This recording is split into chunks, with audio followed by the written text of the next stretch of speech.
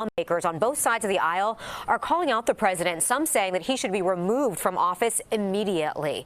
And the scene at the Capitol is something that we've seen in other countries, but never something like this here in the United States. Surreal for sure. It's been compared to a banana republic. We've heard other strong words like insurrection, sedition, domestic terrorism, certainly an attack on democracy. Dr. Stephen Caliendo, a professor of political science at North Central College, joined us this morning by phone. And Stephen, you know, this again wasn't just a protest. Can you explain the difference between a coup or insurrection and what we witnessed?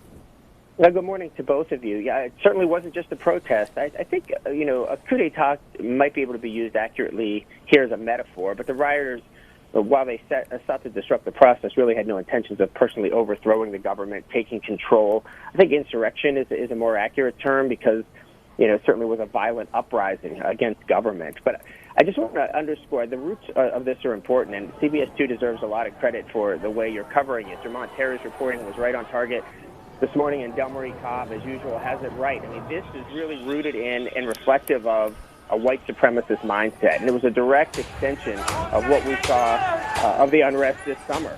Not just the treatment of the rioters, which Del Marie had right on point, but even the challenges to the results were rooted in this notion that the people in inner cities were stealing things and cheating. And we saw Confederate flags, and Illinois Representative Mary Miller's invoking Hitler yesterday, and noose hanging. I mean, on and on and on. I think it's really important that we keep focus on that. And I know so many people are, I think, afraid to use certain words, but what's the difference between what we saw yesterday and terrorism or even treason?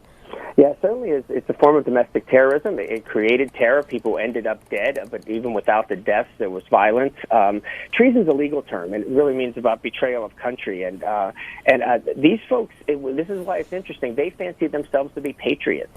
If they really believed, because of the information they've gotten, that with no baseless claims of election stealing, that they were the ones who are actually patriots and defending the country, and everyone else is treasonous.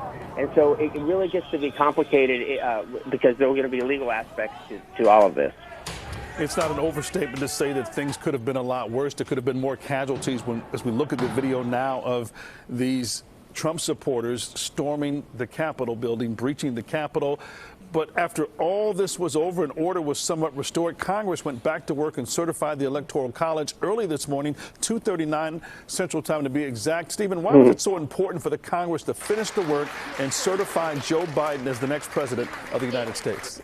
It was important symbolically. I think that the members felt like they needed to show that they couldn't be deterred, that this is not the way we have disruptions of our process in the United States, and that they were going to continue on with the work that they needed to do. And so not only was it important because the statutory obligation was to certify these results or to count the results on that day, but also to show that this wasn't going to disrupt the process to the extent that the rioters wanted it to be.